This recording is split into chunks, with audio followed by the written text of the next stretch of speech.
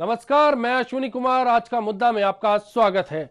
एक तरफ देश के प्रधानमंत्री मनमोहन सिंह ने यूनान को 56,000 करोड़ की आर्थिक सहायता दी है, तो दूसरी ओर पैसों की कमी या कहें पैसों के टोटे के कारण किसानों का अनाज, अन्नदाता का अनाज गरीबों में नहीं बांटा जा रहा। ये एक देश के सामने समस्या है। देश भूखा है, देश की जनता बदहाल जीवन जीने को मजबूर है। आज का हमारा मुद्दा है भूखा देश, सड़ता अनाज और मनमोहन का शौक।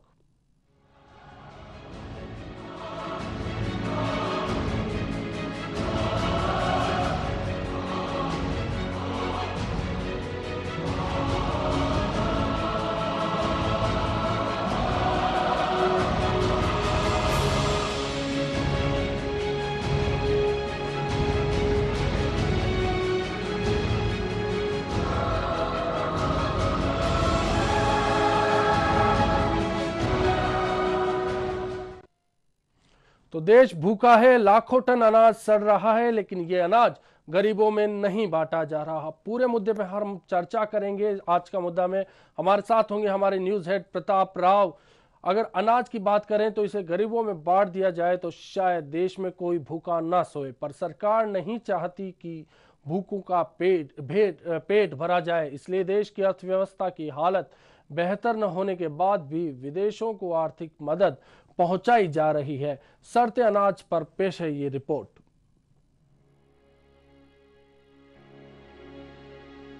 दुष्यंत कुमार जी ने लिखा है, नुमाइश में मिला था वो मुझे चिथड़े पहने हुए, मैंने पूछा नाम तो बोला हिंदुस्तान है। बिल्कुल सही बात है। जब घर में दाने ना हो और देश का प्रधान बुनाने के लिए यूनान की ओर जाए तो देश की तस्वीर भला और क्या होगी। देश की तस्वीर चिथड़ों में ही दिखाई देगी। देश में गरीबी है, भुखमरी है, बच्चे कुपोषण का शिकार हो रहे हैं। देश के 200 जिलों के गरीब गुर्बत की दिल दहलाने वाली जिंदगी जीने के लिए मजबूर हैं और देश का प्रधान यूनान को 56,000 करोड़ की आर्थिक सहायता देता है। तो देश के माननीय प्रधानमंत्री के इस अजीबोगरीब शौक पर सवाल खड़े होते हैं। देश में लाखों टन अनाज सड़ रहा है जिसकी कीमत लगभग 7,000 करोड़ रुपए है। अगर भूखे पेट सोने वाले गरीबों में ये अनाज बांट दिया जाए तो देश में शायद कोई भी भूखा ना सोए और उस देश की तस्वीर बदल जाए जहां आज भी करोड़ों लोग भूखे सोते हैं। गरीबी की इस विसंगति से संज्ञान लेकर सुप्रीम कोर्ट बहुत पहले ही कह चुका है कि अनाज को सड़ाने की बजाय भूखे और गरीब लोगों के लिए इसकी मुफ्त आपूर्ति कर दी जाए। लेकिन इस देश की सरकार कहती है कि गरीबों को मुफ्त अनाज बांटने के सुप्रीम कोर्ट के आदेश का पालन संभव नहीं है। वास्तव में बहुत अजीब बात है कि लोग भूख से तड़प रहे हैं और देश में अनाज सड़ रहा है। अगर ऐसा कोई इंतजाम होता है कि इतना गेहूं सड़ने की बजाय भूखे लोगों के पास पहुंच जाए तो शायद देश को भुखमरी के कलंक से कुछ निजात मिल जाए। लेकिन पता नहीं क्यों देश की सरकार को अपनी जिम्मेदारी का एहसास ही नहीं हो पा रहा है। सरकार को यह भी एहसास नहीं हो पा रहा है कि भूखों का पेट भरना एक राष्ट्रीय जिम्मेदारी है। अगर सरकार को यह एहसास होता तो देश की जनता के साथ ऐसा मजाक नहीं होता, एक भद्दा मजाक नहीं होता। Bureau report, HBC news.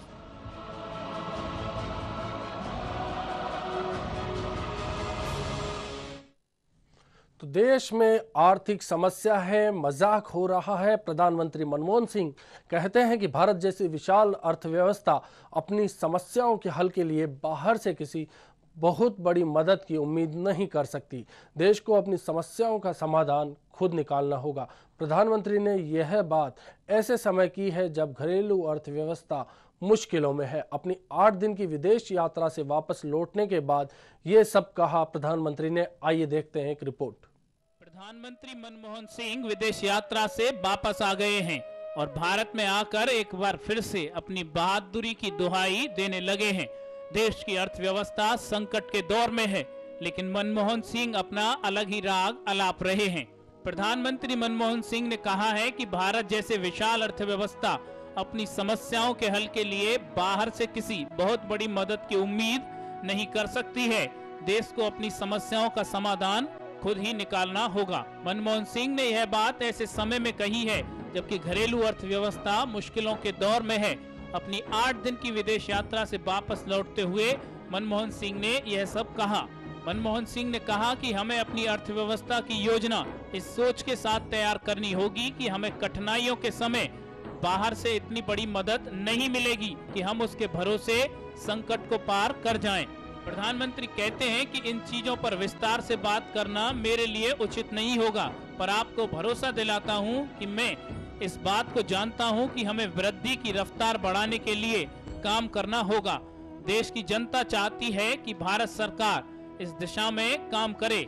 Manmohan Singh ने कहा कि भारत वित्तीय संतुलन कायम करने के लिए पहले से भी अधिक मेहनत करेगा। अब सवाल मनमोहन सिंह जी की मंशा पर भी खड़ा होता है। विदेश के पैसे को तो विदेश में जाकर लुटा रहे हैं, लेकिन विदेशों से भारत के लिए किसी भी प्रकार की सहायता की गुंजाइश नहीं रखते हैं। मनमोहन सिंह लंबे समय से देश के प्रधान बने हुए हैं, इसके बाद भी देश की अर्थव्यवस्था नीचे जा रही है, तो इसके लिए जिम्मेदार कौन है? यह एक गंभीर सवाल है। देश की जनता भूख से निजात चाहती है, लेकिन प्रधानमंत्री देश के पैसे को विदेशों में बांट रहे हैं। ऐसी स्थिति में निश्चित तौर पर प्रधानमंत्री का यह कर्तव्य है कि पहले वे देश की जनता को भुखमरी से निजात दिलवाएं। Bureau report, HBC news. तो देश के सामने कई सवाल हैं, कई समस्याएं हैं, लेकिन बड़ी समस्या, बड़ा सवाल भूख है, किसान जिसका अनाज बर्बाद हो रहा है। देश के हालात वास्तव में नाजुक है, गरीबी है, भुखमरी है, किसान आत्महत्याएं करते हैं, फिर भी देश का प्रधान चैन की नींद सोता है। देश के लिए ये एक शर्मनाक पहलू है। कैसे, आइए देख लेते हैं। क्या करेंगे, यही मजदूरी करना पड़ता है।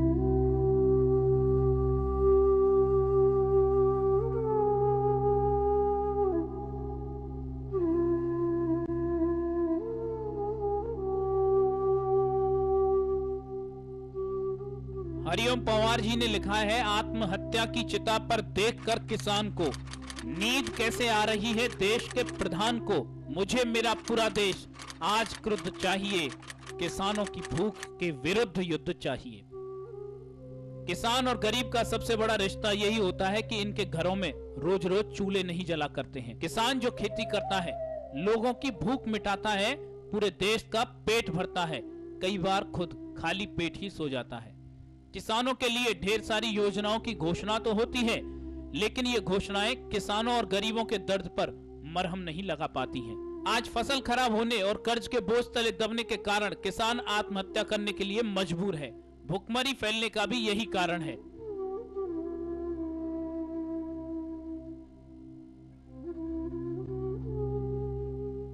पिछले 10 सालों में 2.5 लाख से ज्यादा किसान आत्महत्या कर चुके हैं। खेती के बढ़ते संकटों के कारण किसान टूटता जा रहा है। महाराष्ट्र, आंध्र प्रदेश, मध्य प्रदेश, छत्तीसगढ़, बिहार, झारखंड, उड़ीसा, पश्चिम बंगाल, राजस्थान सहित सभी जगह पर किसानों की हालत दयनीय है।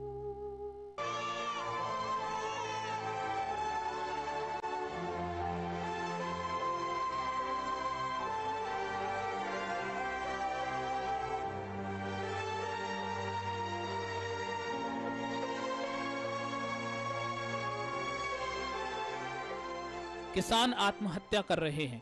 यूएनओ की रिपोर्ट कहती है कि 50 करोड़ से ज्यादा किसान भुखमरी का शिकार हैं। हालात ऐसे हो गए हैं कि प्याज पैदा करने वाला किसान तड़प रहा है, गेहूं पैदा करने वाला किसान तड़प रहा है, और इनकी मेहनत का लाभ देश के ठेकेदार निभा रहे हैं।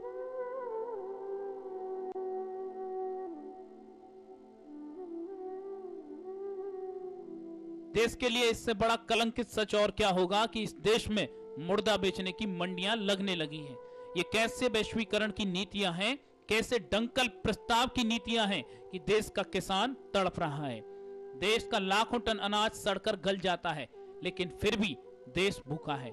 देश में गरीबी है, पता नहीं सिंहासन का धर्म कहां सो गया है। किसानों के भूख की तड़प क्यों सिंहासन को नहीं जगा पा रही है।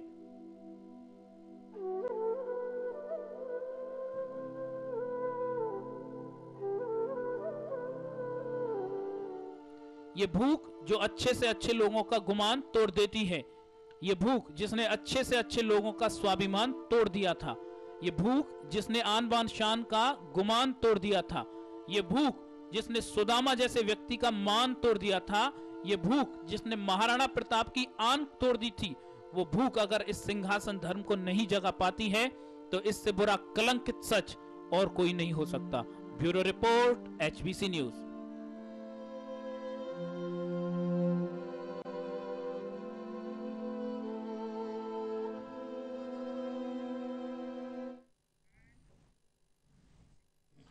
तो भूख एक सवाल है, भूख है कि जो तमाम परेशानियां, तमाम समस्याओं की जड़ बना हुआ है। हमारे साथ हैं हमारे न्यूज़ हेड प्रताप राव। प्रताप जी, एक तरफ अनाज बर्बाद होता है तो दूसरी तरफ किसान परेशान है क्योंकि उसका उगाया अनाज सड़ रहा है और कुछ और समस्याएं हैं, लेकिन मुद्दा यही है कि भूख है लेकिन अनाज सड़ रहा है।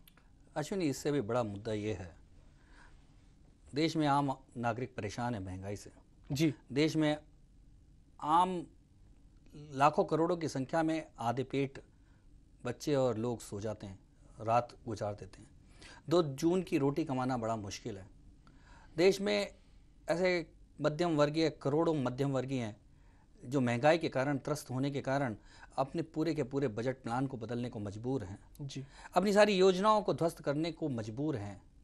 और दूसरी ओर हमारे शासन का, हमारी सरकार का ये शौक है कि हम यूनान और यूरोप को बचाने के लिए 56,000 करोड़ रुपए का एक सहायता राशि उपलब्ध करा देते हैं। सबसे बड़ी बात यह है कि जब बात आती है कि पेट्रोल के दाम बढ़ रहे हैं और देश में महंगाई बढ़ रही है, देश का आम नागरिक की कमर टूट रही है, तो सरकार ये बड़ी बात कहती है कि बजट बिगड़ रहा है।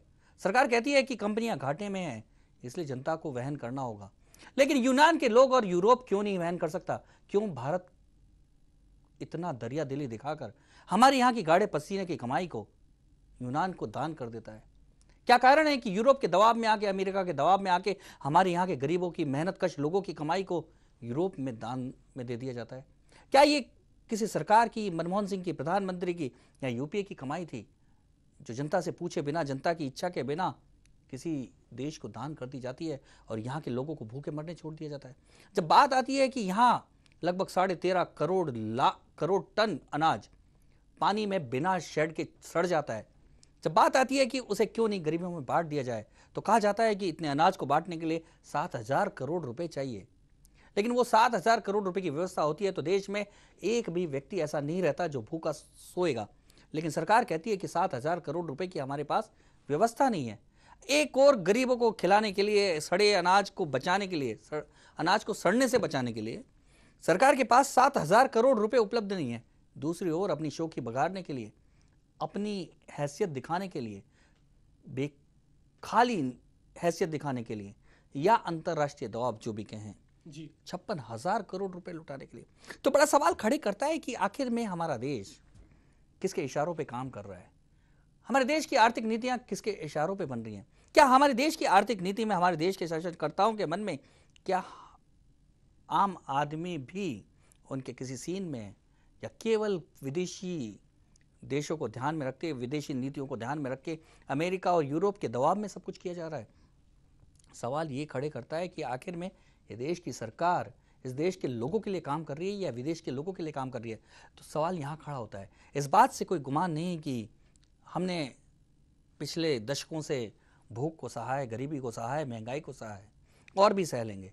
लेकिन दर्द तब उठता है कि जब हमारी भूख पर लात मारकर, हमारे पेट पर लात मारकर वो पैसे उन यूरोप और अमेरिका के यूरोप को दे दिए जाते हैं, तो तब दर्द उठता है कि आखिर में गाढ़े पसीने की। एक और अश्विनी, सबसे बड़ी बात यह है कि हमारे यहाँ मंदी का दौर है जी, औद्योगिक रूप से हम पिछड़ गए हैं। हमारी जीडीपी, जो हमारी विकास दर है, वो बहुत ही नीचे 5.3 तक आ चुकी है। हमारे यहाँ का सर्विस सेक्टर भी बहुत बुरी तरह से खराब हालत में पहुंच चुका है। केवल कृषि क्षेत्र है जिसने रिकॉर्ड उत्पादन किया, एकमात्र कृषि क्षेत्र है जिसने भारत के आर्थिक क्षमताओं को बढ़ाने में सहयोग दिया। आज वही जो कृषि क्षेत्र है, वो भारत, हमारी जो सरकार है, उसको कोई सहयोग करने को तैयार नहीं। उसने जो रिकॉर्ड अन्न उत्पादन किया है, उसको बचाने की कोई मंशा नहीं। दूसरी ओर से सड़ने दिया जा रहा है, गरीबों को दिया नहीं जा रहा, और किसानों की मेहनत कश की